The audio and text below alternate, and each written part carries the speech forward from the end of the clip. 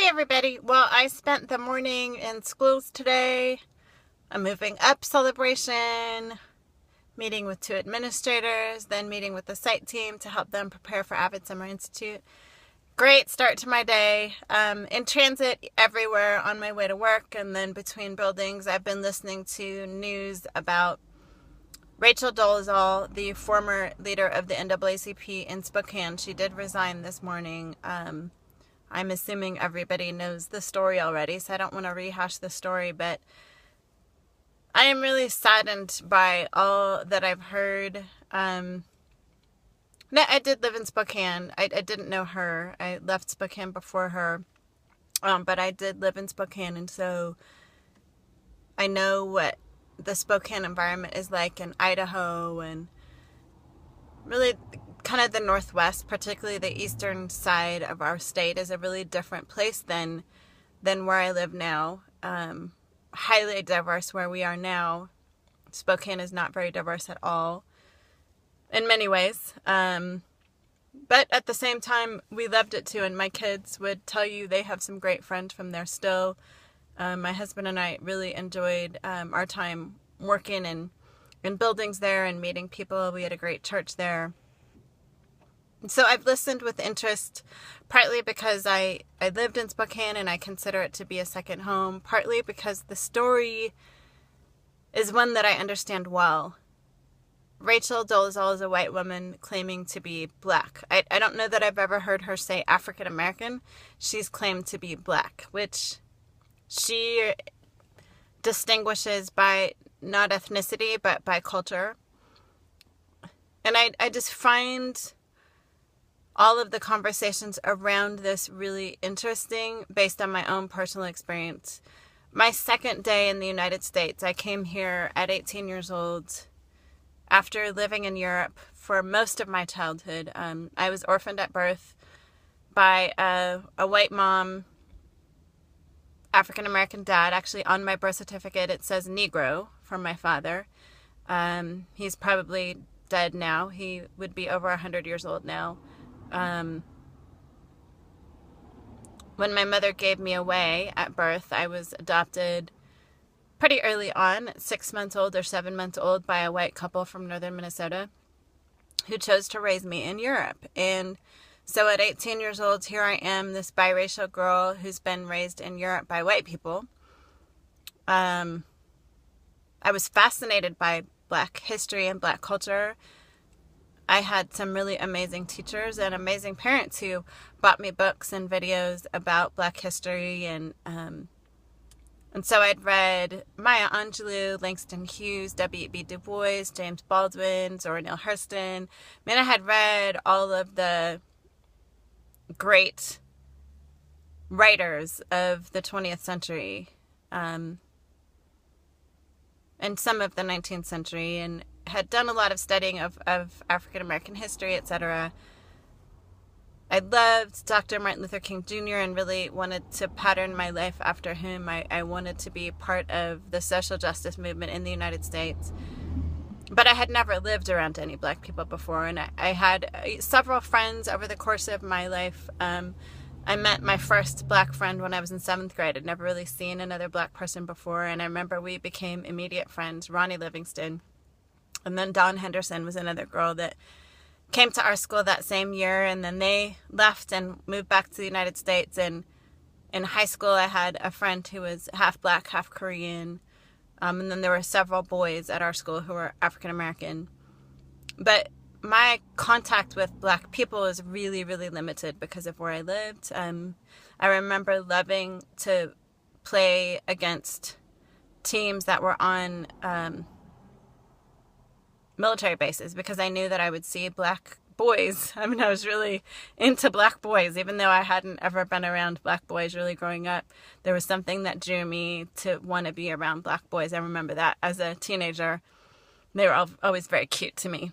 And but I came to America not really knowing a whole lot about what it meant to be Black. I'd watched The Cosby Show and A Different World, and that was really my only context to understand being Black in. And of course, Black is much different than that, but I will never forget that first day here, or the second day here, when I had to fill out papers to register for classes at my college. And I'll never forget, on that paper, one of the very first questions was, choose a race. And it said, you may choose one.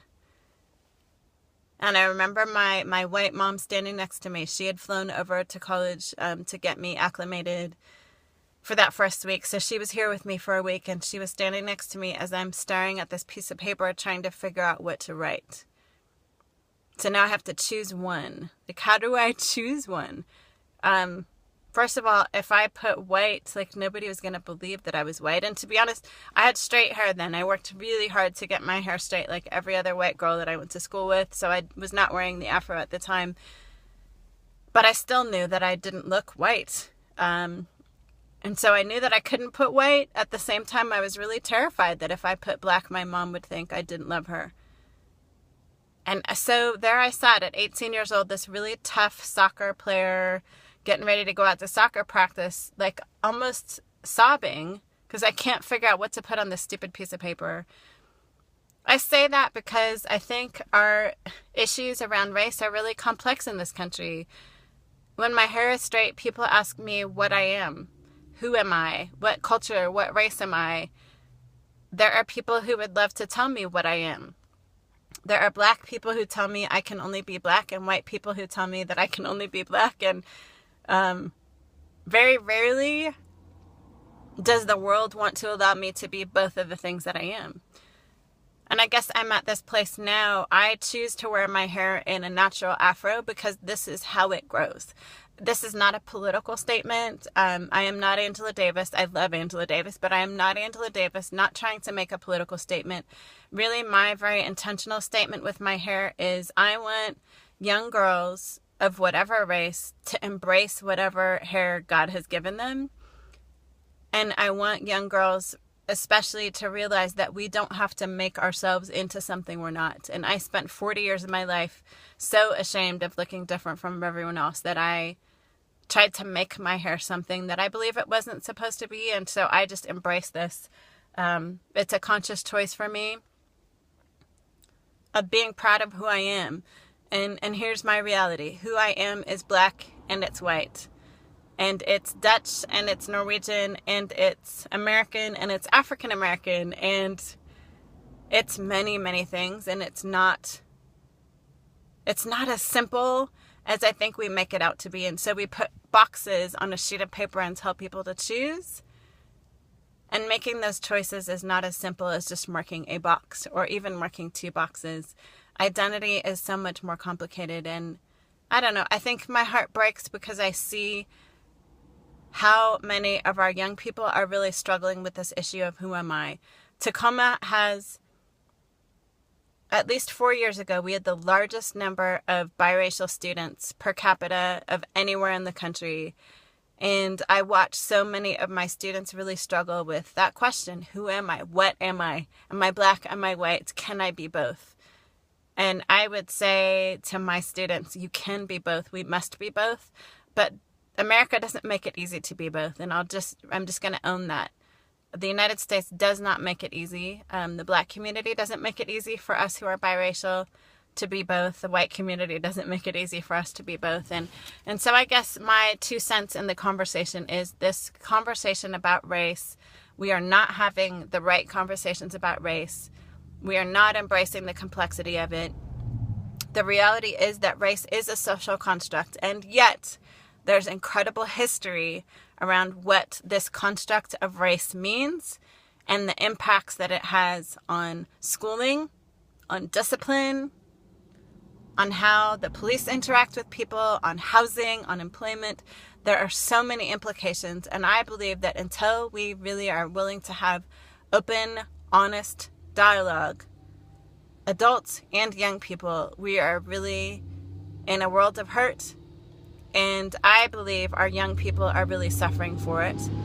And because our young people are suffering, the rest of our nation is suffering. And I guess my heart cries out for so many today, not just Rachel, not just Spokane, but the hundreds of young people that I've had the opportunity to meet over the last 24 years that I've been doing work with young people.